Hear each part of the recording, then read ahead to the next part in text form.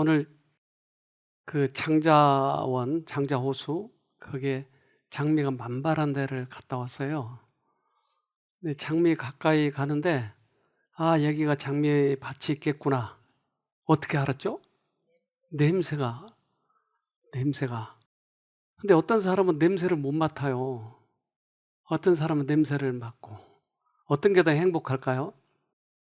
맡는 게 행복해요. 예수 냄새를 맡는 게 행복할까요?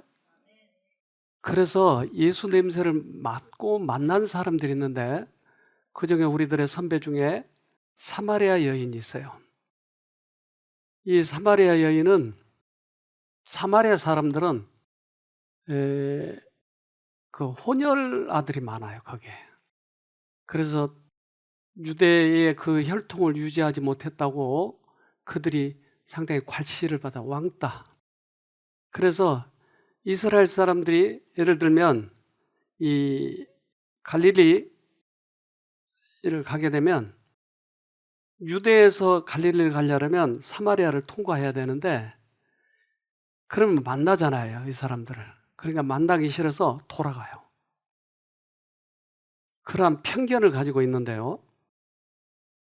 요한복음 4장 3절로 4절 유대를 떠나사 다시 갈릴리로 가실새 사마리아로 통행하여야 하겠는지라. 그래서 이스라엘 사람들은 대부분 이렇게 돌아서 가는데 예수님은 지나가는 거예요. 근데 거기에서 사마리아 여인을 우연히 만나는 거예요. 예수님이 하시는 모든 일은 우연이 없어요. 모두 다 섭리에 있어요. 여러분들이 여기 온 거 우연히 오셨죠? 여기는 미인 선발대를 해가지고 뽑는다고 그러더라고요. 여러분 자격이 있어서 오셨어요. 네. 그런데 여러분들이 오신 것이 우연이 아니고 예수님의 섭리가 있는 거예요. 그래서 오늘 이 시간에 그 섭리를 발견하면 여러분은 성공하는 거예요. 만약 발견하지 못하면 그냥 허송세월해 가는 거예요. 그런데 발견하면 내가 그동안 가장 힘들었던 일, 이런 것들이 해결된 분도 있고, 지난번에 어떤 분은 암을 쏟았어요. 얼마 안 돼, 이게. 예, 변기에다 암을 쏟아버렸어요. 그러니까 이런 것은 우연이 아니고 하나님의 섭리 속에서 부르신 거예요. 그래서 사마리아 여인이 어떻게 만났는지 우리가 보면 우리도 만날 수 있는 것이죠. 그래서 성경은 우연히 써진 것이 아니고 우리들을 위해서 이렇게 써 놓으신 것이죠. 요한복음 4장 7절 사마리아 여자 하나가 물을 길러왔음에 예수께서 물을 좀 달라 하시니. 네. 예수님도 어지간히 물을 잡수고 싶었나 봐요. 다른 여자에게 물을 달라고 하는 거 보니까. 그래서 저는 이러한 그 성경의 이야기들을 보면서 참 도움이 많이 됐어요. 여러분이 저를 알아요, 몰라요? 이렇게 멋있는 사람을 몰라요, 여러분이? 근데 제 내면을 알아요, 몰라요? 몰라요. 근데 내면을 예수님은 아셔요. 그래서 우리들의 영혼 속에 무엇이 들어있는지. 그래서 성경은 크게 이 사람들을 네 가지로 구분해서 사람들을 분별을 해요. 예를 들면 마음을 마치 밭으로 표현을 해서 밭에다 씨를 심어보면 이 씨가 어떻게 나는지를 그 영혼을 알 수 있는 방법이 이게. 그래서 길가에도 심어지고 가시밭에 또 옥토에 돌짝밭에 이렇게 심어지는 거예요. 크게 네 가지로 구분했는데 우리들의 영혼을 실제적으로는 수백 가지인 것 같아요. 그런데 아주 유사한 사람들이 많이 있어요. 그렇기 때문에 다른 영혼에게 우리들이 그 접근할 때 그 경험을 하게 되면 이걸 염두에 두면 상당히 도움이 많이 돼요. 그래서 이 네 가지 밭으로 크게 대분했지만 실제로는 여러 가지 밭이 있는 것 같아요. 여기다 뭘 해본다고요? 씨를 심어보는 거예요. 하나님의 말씀을 심어보면 말씀이 어떻게 나는지를 대충 알게 되는 거예요. 근데 예수님은 그 영혼에게 어떻게 접근할지를 아신다고요. 그것이 하나의 수단으로 물을 좀 달라고 해본 거예요. 구주께서는 이 영혼에게 어떻게 접근하는지, 그리고 우리 외면적으로 만남 말고 그 영혼 안에 깊이 만나는 이 방법을 우리가 예수님께로부터 좀 배워야 될 거예요. 구주께서는 이 여자의 마음 문을 여는 열쇠를 찾으려 하였으며 하나님의 사랑에서 우러나오는 재치로서 호의를 베푸신 것이 아니라 그것을 요구하셨다. 친절을 베푸는 일이 거절당할 수도 있을 것이나 신뢰는 신뢰를 일으킨다. 그래서 열쇠를 찾은 거예요. 그 영혼 깊숙이 들어갈 수 있는 열쇠를 어떻게 열 것인가. 근데 그 사람에게 호의를 베풀 때도 있어요. 근데 이 여자에게 있어서는 그 여자에게 요구를 한 거예요. 물을 달라고. 이것이 열쇠였어요. 그런데 이스라엘 사람들과 아까 사마리아 사람들은 서로 약간 적대 감정이 있어요. 그래서 특별한 물건 사는 것 외에는 말을 걸면 안 되는데 이분은 와서 말을 거는 거예요. 이 여자에게. 나에게 물을 좀 주지 않겠니? 근데 그 여자는 이상하게 생각했죠. 왜 나에게 말을 걸까? 그래서 우리들의 영혼에게 하나님께서 접근해 오실 때 어떻게 접근해 오셨는지, 또는 우리는 어떻게 다른 사람에게 접근해야 될지 정말 예수님을 바라보고 있으면 이걸 배우게 되게 되는 거예요. 과거에 제가 전도법을 배우려고 학예신학도 동계신학도 가보고 했어요. 그래서 무슨 교파의 사람에게 뭘 전하고 또 어떤 성경절을 필요로 하고 그런 걸 많이 했거든요. 근데 그게 나에게 절대 도움이 안 돼요. 그게 내 옷이 아니었어요. 항상 크거나 작거나 아니에요, 내 옷이. 그런데 예수님의 생애를 보니까 여기에 해답이 다 있는 거예요. 예수님이 어떻게 접근하셨는지를 자세히 보면 우리에게 퍽 도움이 되는 거예요. 태양을 만드시고 깊은 바다를 통제하시며 땅의 물샘과 수로를 여신 그가 야곱의 우물에서 그의 피곤함을 푸시고 물 한 모금의 선물마저를 낯선 사람의 친절에 의존하셨다. 네, 하늘의 왕이 그 여인을 만나기 위해서 이러한 말씀을 하시는 거예요. 어떤 사람이 사과가 툭 떨어진 걸 보아요. 다 사람들은 사과가 떨어지는구나. 이제 여름이 됐나 보다. 가을이 되나 보다. 근데 이 사람만은 이상하게 생각하겠어요. 왜 땅으로 떨어지지? 하늘로 떨어져야 되는 거 아닌가? 땅에서 무슨 끄는 힘이 있나 보네 하고 만유인력을 발견했어요. 이 사람 이름 아세요? 뉴턴. 그 사람은 왜 보이지 않는 힘을 발견했죠? 우리는 보이는 것만 보고 있잖아요.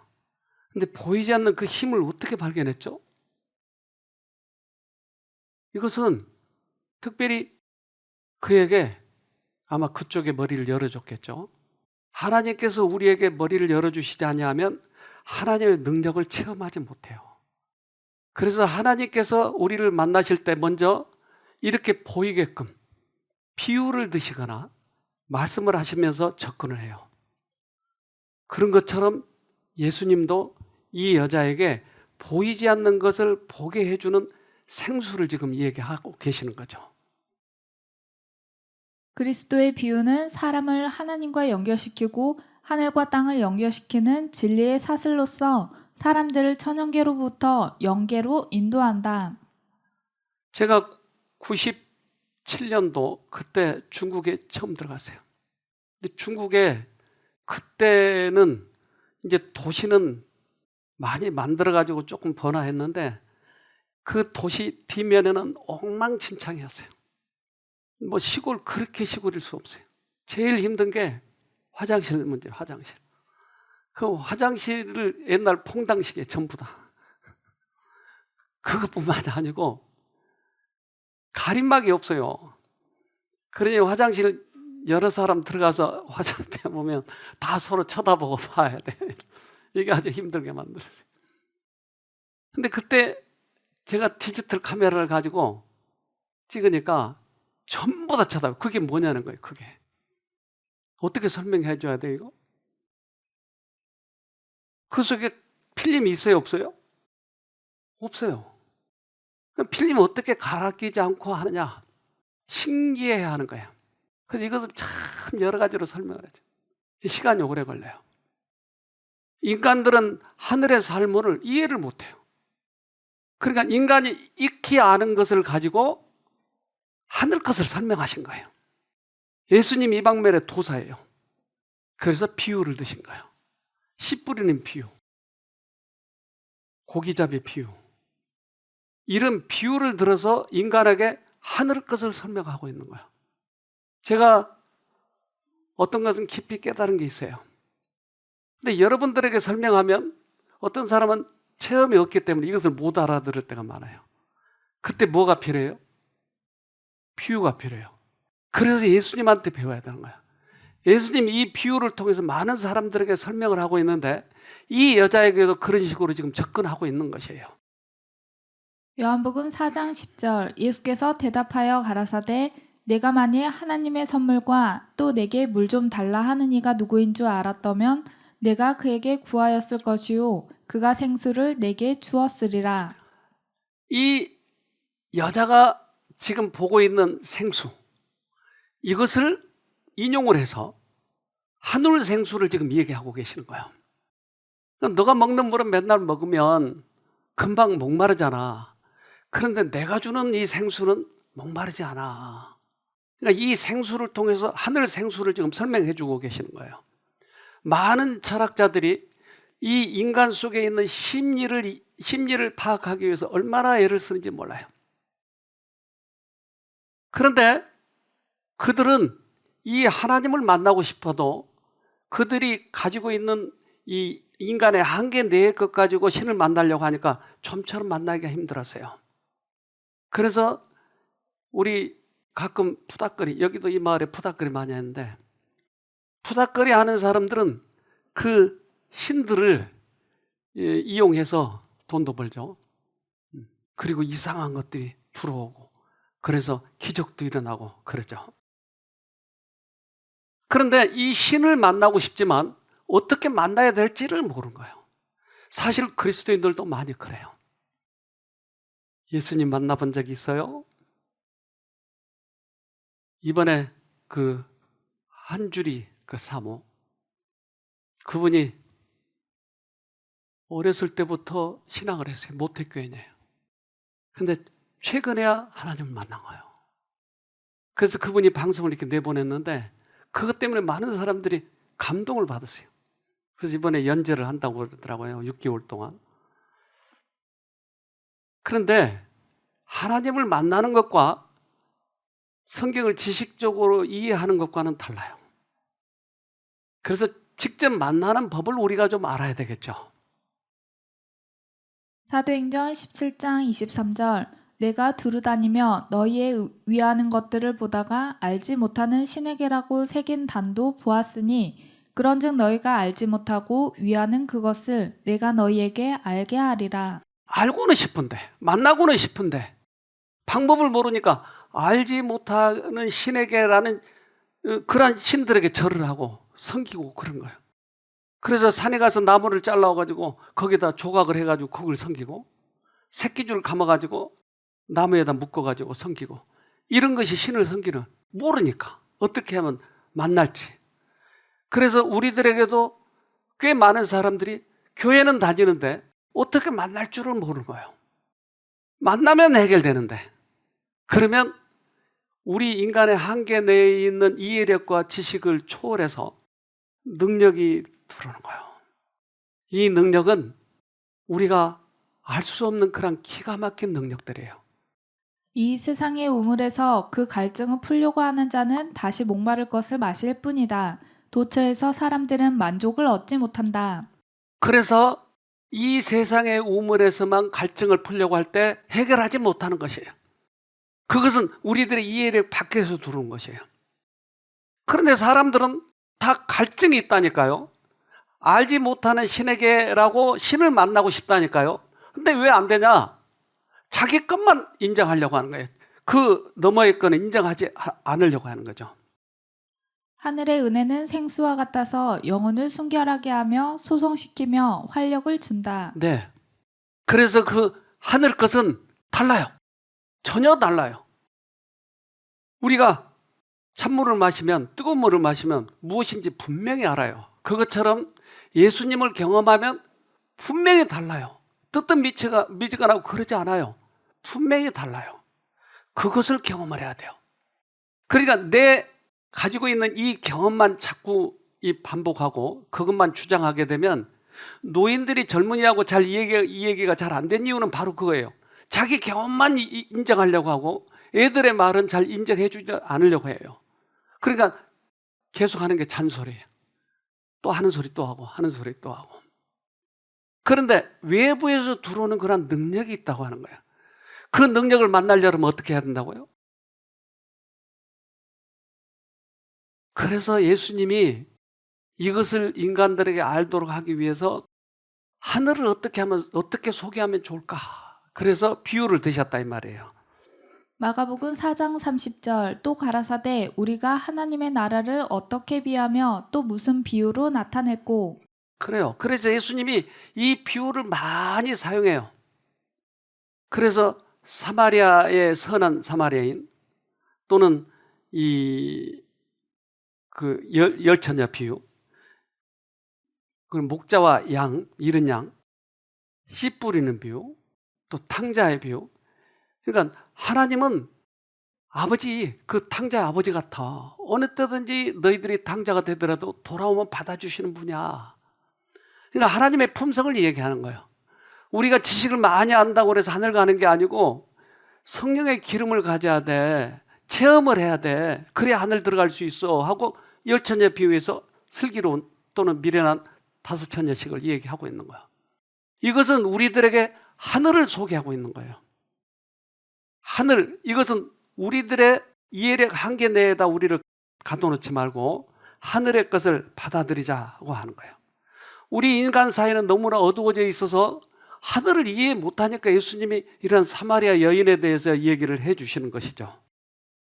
예수께서는 그 여자의 흥미를 일으키시고 자기가 말씀하신 그 선물에 대한 욕망을 일깨우셨다. 그 여자는 예수께서 말씀하시는 것이 야곱의 우물이 아님을 깨달았다. 접근하네요.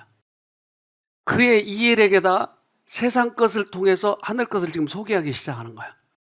이게 생수가 우리가 마시는 생수가 아니구나.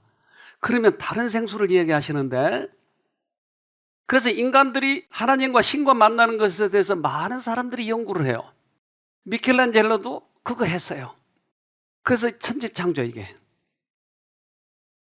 그런데 이런 것을 이렇게 만나게 되면 참 우리의 마음에 그 어떤 신비하고 기이한 빛이 있어요.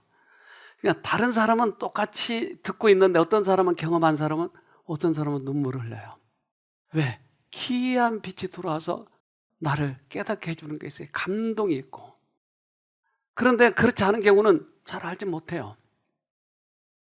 그래서 제가 옛날 이제 백석교회하고 새로 나온 교회를 개척할 때 예수님의 방법을 어떻게 할 수 있을까? 근데 특별히 영혼들을 구원할 때 이 사람이 어떻게 진리를 받아들일까? 이것이 관건이었어요. 그러니까 수없이 많은 사람들을 이렇게 진리로 인도하면서 예수님의 방법이 최선이었어요. 최선. 다른 데 가서 배울 필요가 없어요. 그래서 예수님이 어떻게 사람들에게 접근했지? 그런데 꽤 많은 사람들에게 이렇게 했더라고요. 먼저 그들에게 필요를 채워주신대요. 그러면 감동을 받는 거야. 그리고 나서 예수님이 성경을 하나씩 두씩 가르쳐 주는 거예요. 이런 비유를 통해서. 그러면 사람들이 그 성경을 배우려고 모이기 시작하는 거야. 그러면 이제 무리가 되는 거예요. 이렇게 했다고 하는 거예요. 그런데 우리는 인간이기 때문에 필요를 채워줄 수 있는 능력이 없는 거예요. 그렇잖아요. 예수님은 능력이 있으니까 그걸 하시는 거야. 우리 어떡하죠? 능력이 없는데 어떻게 채워주죠? 상대방의 능력을? 필요를? 네? 예수님을 보았어요. 예수님을. 예수님은 상대방의 필요를 어떻게 채워줬죠?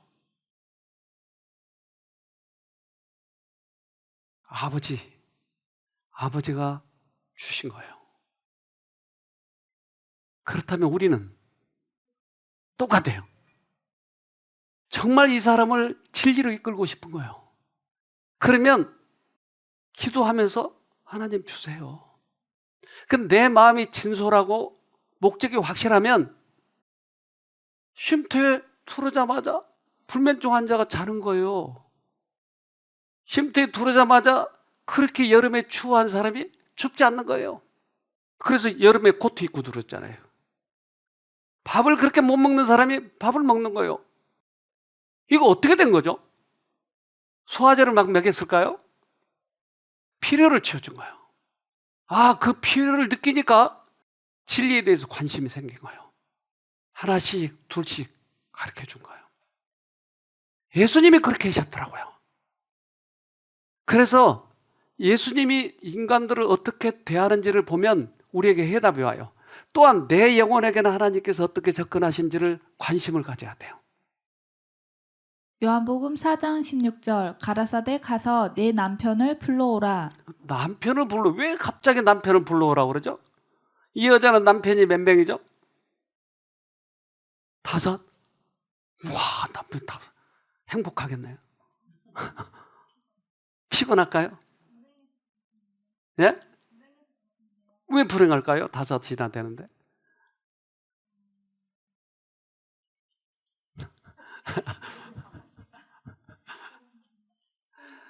뻔하잖아요. 첫 남편하고 그러면 헤어지고 또 둘째 남편과 또 스티격태격 하다가 셋째 남편 이렇게 하다 보니까 이 여자의 과거가 보이는 거예요. 그런데 이것은 다 덮어두고 싶은 거예요.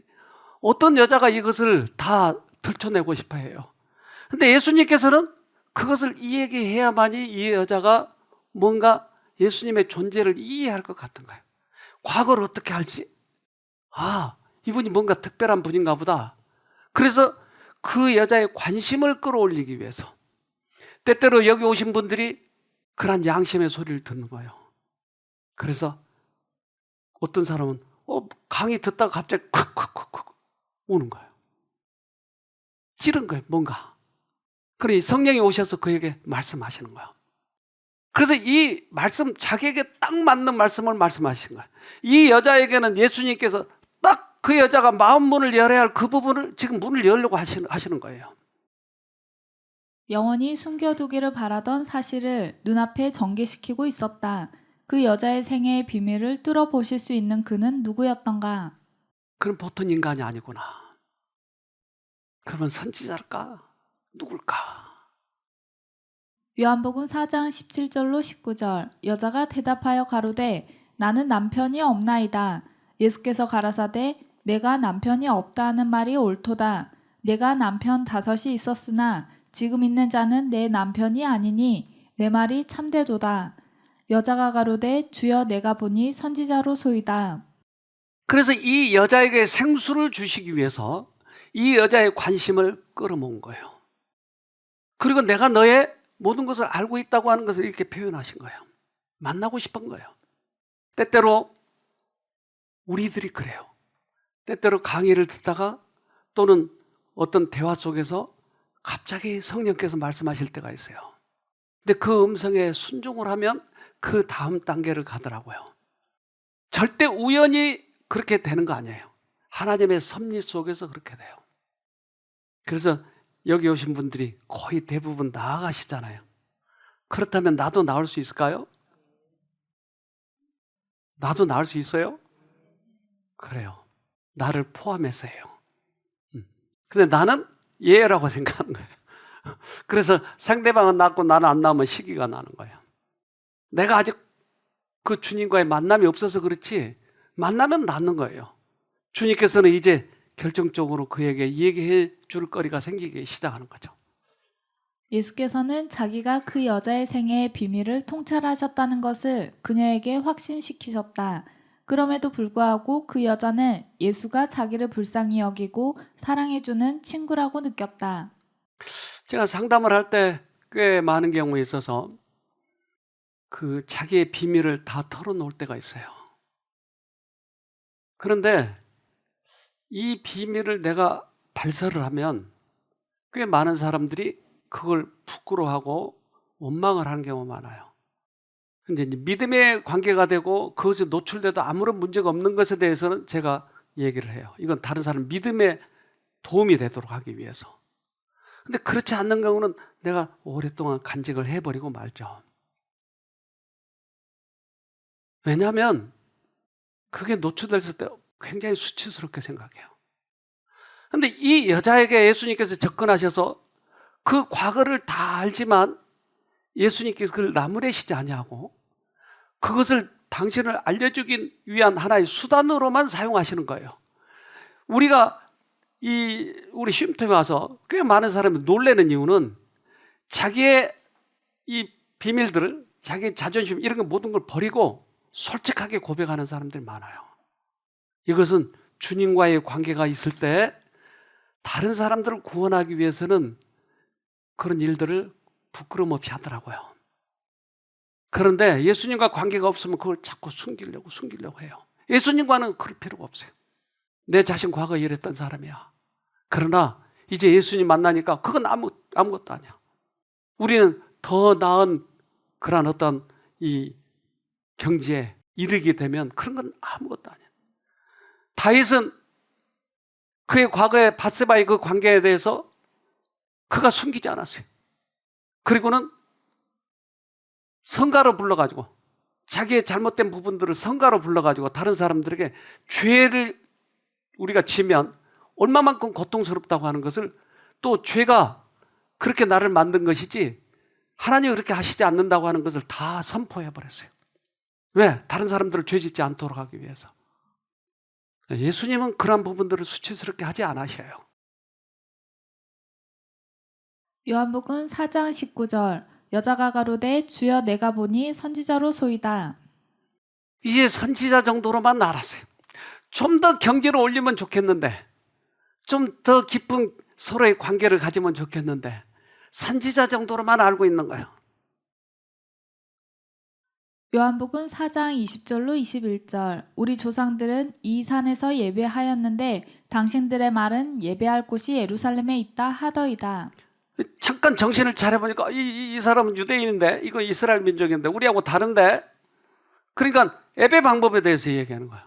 우린 여기서 예배 보고 당신들은 예루살렘에서 하잖아. 그러니까 틀리잖아 우리 종교가. 요한복음 4장 23절 아버지께 참으로 예배하는 자들은 신령과 진정으로 예배할 때가 오나니 곧 이때라. 아버지께서는 이렇게 자기에게 예배하는 자들을 찾으시느니라. 자, 이 예배 형식에 대해서 얘기하는 거예요. 이것은 사마리아에서 예배드리고 이것은 이스라엘에서 예루살렘에서 예배드리는 거야. 장소가 중요하다고요? 아니라고요. 하나님께 예배드리는 것은 무엇을 보시는 거예요? 여러분, 예배의 진정한 목적은 뭐죠? 가장 핵심은 제사를 드리는 거예요. 즉, 제사는 뭘로 드린다고요? 양. 왜 양을 드리죠?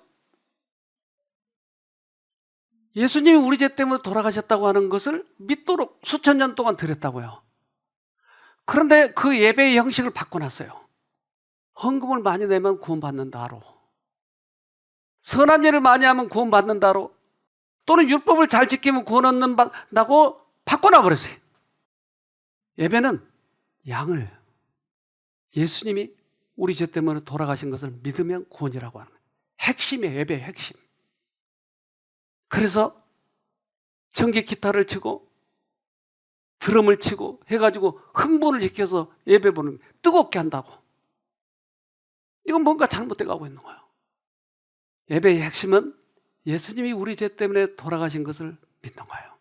이것이 예배예요. 이게 종교는 그것과 그래서 잘못된 종교들이 많죠. 종교는 외형적인 형식과 의식에 한정되어서는 안 된다. 하나님께로부터 나오는 종교가 하나님께로 인도하는 유일한 종교이다. 그렇죠. 우리가 하나님을 믿는데 왜 다른 형식을 취해야 될까요? 하나님이 어떻게 하라고 하면 그 종교가 최선이다 이 말이에요. 하나님의 종교. 그걸 찾아가야 될 텐데. 그런데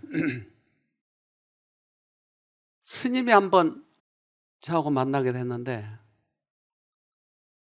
이렇게 얘기를 나눈 중에 왜 그렇게 고행을 하고 목탁을 두드리고 그러세요? 아, 신을 만나야죠, 신을. 저는 신을 만났는데요. 네?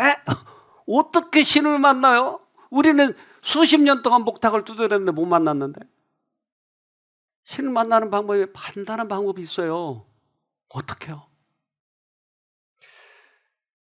이 다람쥐가 왜 왔어요? 목말라서 왔어요. 이 고양이는 뭐 하는 거예요, 지금? 물 마시려고.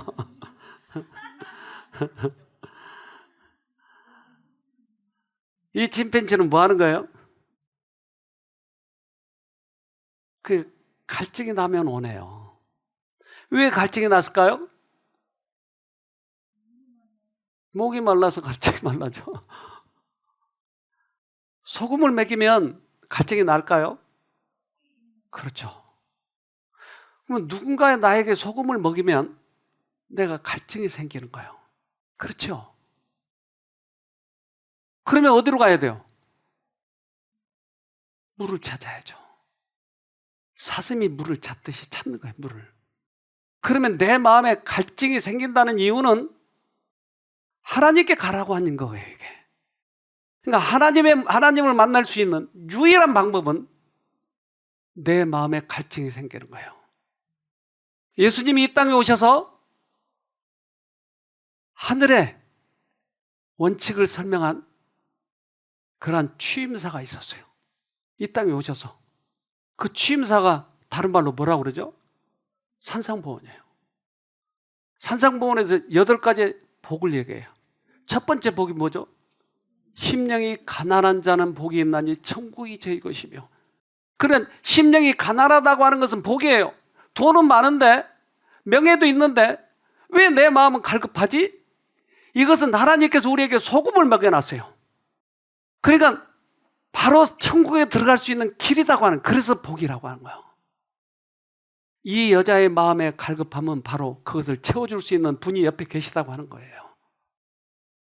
이사야 44장 3절 대저 내가 가란 자에게 물을 주며 마른 땅에 시내가 흐르게 하며 나의 신을 내 자손에게 나의 복을 내 후손에게 내리리니. 유일한 것은 갈급함이에요. 그럼 어떤 사람이 갈급한가? 꽤 많은 사람들이 암에 걸리면 낭망을 해요. 왜? 목숨을 노리니까. 그런데 이때가 가장 갈급할 때가 있어요.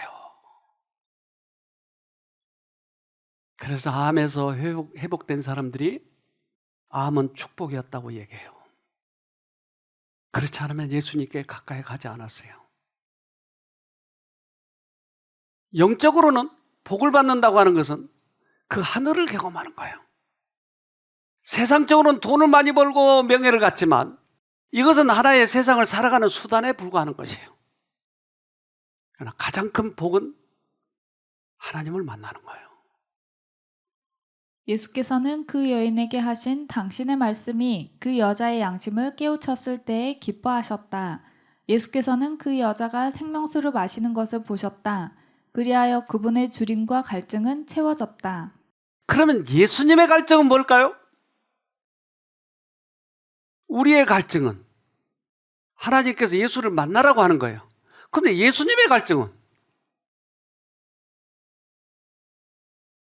영원히 생수를 마셨을 때 이걸 보는 것을 예수님이 가장 기뻐하셨다고 그러세요.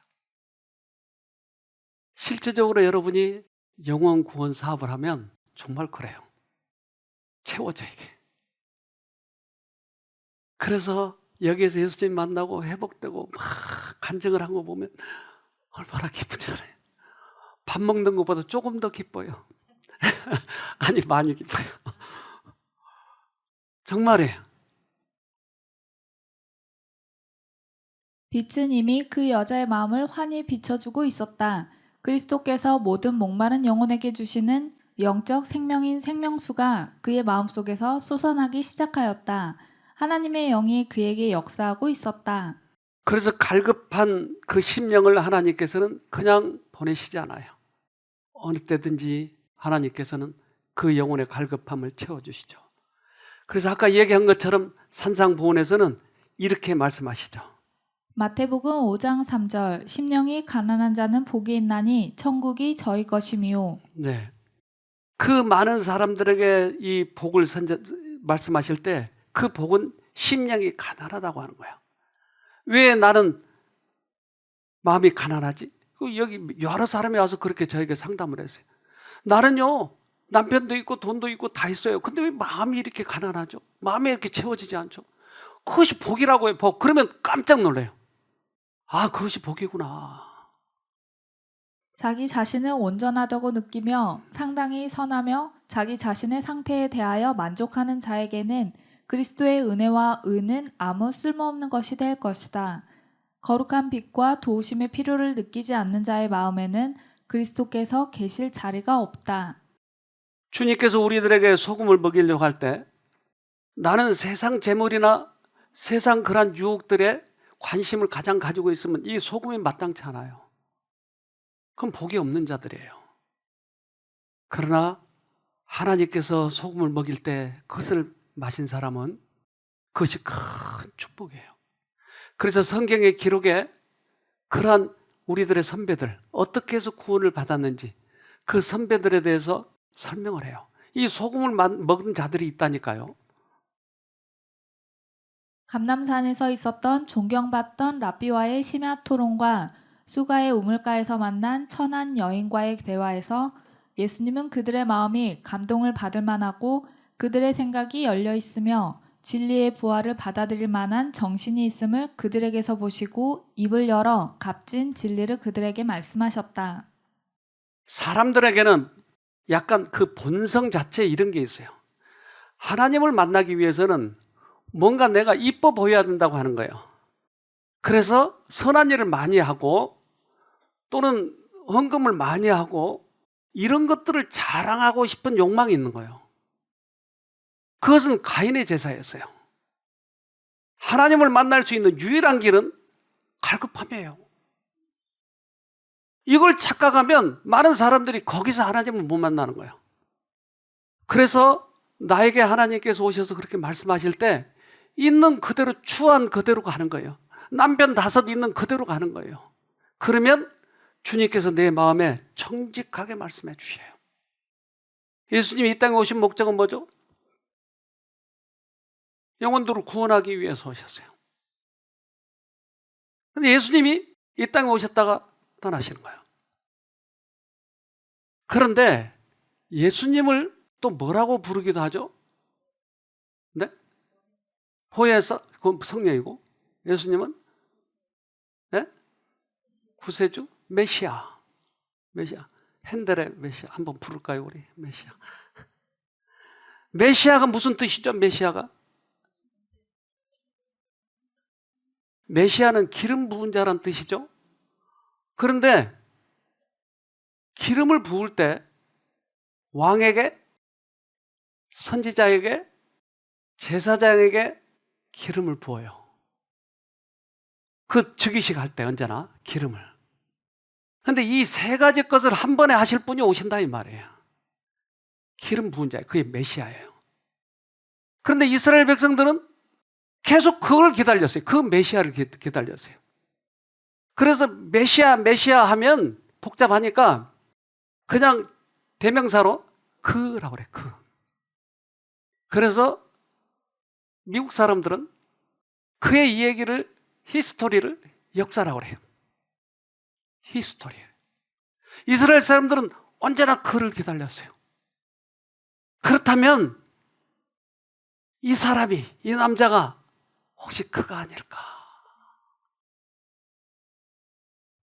요한복음 4장 25절로 26절 여자가 가로되 메시아 곧 그리스도라 하느니가 오실 줄을 내가 아노니 그가 오시면 모든 것을 우리에게 고하시리이다.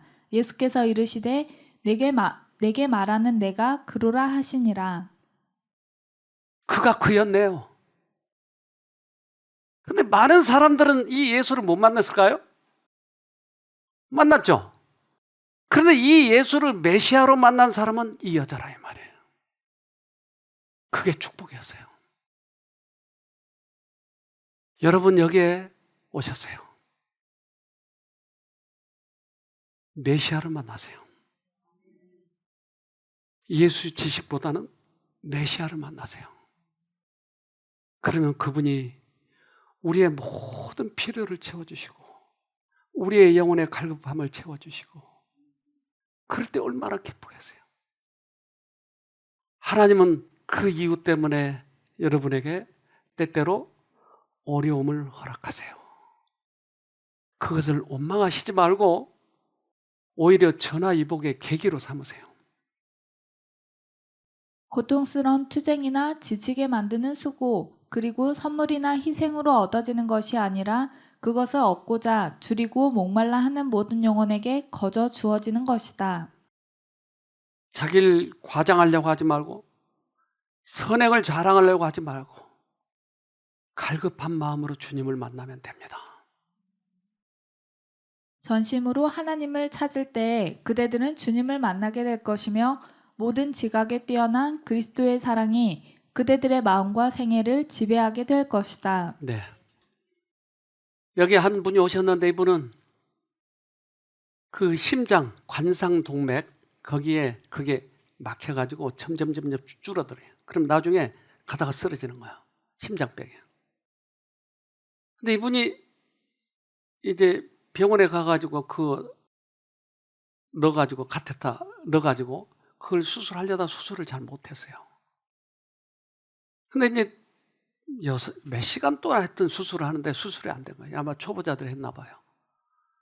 이제 이 심장병은 갑자기 쓰러져 죽을 수 있기 때문에 아주 위급한데 자꾸 쉼터로 오고 싶은 거예요. 자꾸. 그 왜 쉼터로 오고 싶어 했는지 이분 얘기를 한번 들어보도록 합시다. 저는 협심증이에요. 근데 병원에서 이제 시술을 받고 스탠드를 박으려고 이제 갔는데 어떤 냐면 여기 이쪽에 팔로 해서 이제 한다고 했는데 뭐가 잘못됐는지 원래 이제 30분에서 1시간이면 끝난다 그랬어요. 근데 일로 안 되고 이 아래로 이제 사타구니로 해서 이렇게 하는 거였는데 그것도 뭐가 잘 안 돼가지고 원래는 이제 굉장히 유명하신 분 해서 이제 하기로 했는데 제가 8시쯤에 들어가서 2시에 나왔어요. 그래서 전신마취까지 해가지고 근데 어떻게 됐냐면 굉장히 위험했어요. 어쨌든 그래서 거기서 이렇게 누워있는 상태라서 저는 이제 어떻게 할 수가 없어. 의사들이 내보내주지도 않고 그래서 하여튼 뭐 어쨌든 심각했나 봐요. 저 이제 전신마취 시켰으니까. 그래서 2시에 나와가지고 제가 이제 올라와서 깬 다음에 안 하겠다고 했어요. 이제 교수님이 오셨는데 제가 이제 의사 선생님한테 수술 안 하겠다. 아빠도. 그래서 이제 거기다 다 이제 사인하고 나왔는데 그리고 제가 이제 그날로 나는 쉼터 가야지 산다. 너무 간절했어요. 정말 이거는 표현할 수 없었어요. 근데 제가 보름을 대소변을 받아냈어요. 집에 와서. 그래서 이제 조금씩 제가 이제 식구들이 나가면 어떻게든지 걸어서 제가 이제 왜냐면 내가 걸어야 여기 데려다 주니까 그래서 조금씩 걸으니까 식구들이 반대했죠. 근데 막 안 오면 죽을 것 같아. 내가 여기 안 오면 정말 죽을 것 같더라고요. 그래서 제가 오던 날 산에 올라갔어요. 산에를 조금씩 올라가야 되는데 갈 수 있을 만큼만 가자 하는데 제가 잣나무숲까지 올라갔어요. 너무 감사하고 이제 살 것 같다. 근데 그런 마음을 주신 하나님께 너무 감사하고 지금 그리고 이제 추석 세고 이제 지금은 제가 산에 날라다니잖아요. 그리고 사실은 제 방에 약이 잔뜩 있어요. 왜냐하면 그걸 안 먹으면 왜 안 받았잖아요. 시술을 안 받았기 때문에 순간 쓰러질 수 있다. 그러고 제가 요만한 가방을 메고 다녀요. 그래서 이제 저 같이 다니는 집사님한테 내가 이렇게 쓰러지면 이렇게 혀 밑에다 약 넣어달라고 이제 이러는데 저 약 안 먹고 잘 지내고 있어요. 너무 하나님께 감사하고 제가 이 쉼터 와서 정말 하나님을 만나고 저는 여기 다시 태어났어요. 원장님하고 사모님한테 정말 감사하고 우리 봉사자 집사님들 너무 감사하고 정말 감사합니다. 왜 그렇게 오고 싶었죠? 하나님의 섭리예요, 섭리. 날아다닌다고 그러잖아요. 그거 수술을 할 수 없는 거를. 우리는 그 하나님을 만나야 돼요. 다른 거 찾지 마세요. 찜질 이런 거 찾지 마세요. 하나님이 낫게 해주실 거예요. 꼭 승리하기를 바랍니다. 기도합시다. 하늘에 계신 아버지, 우리들을 불러주셔서 감사합니다. 이제까지 얕은 우물을 마셔서 충족해 보려고 했지만 잘 안 됐던 것 같습니다. 이제 생수이신 깊은 우물을 만나러 왔사오니 우리를 만나주시고 다시 한번 새롭게 살 수 있도록 도와주시옵소서. 이 세상의 모든 것들은 우리의 욕망을 채울 수가 없습니다. 그러나 주님만이 우리의 영혼을 채워줄 수 있사오니 이번에 꼭 만나서 당신의 뜻대로 살아가게 해주시고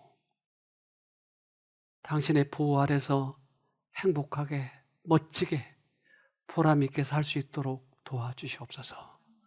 예수님 이름으로 기도합니다. 아멘.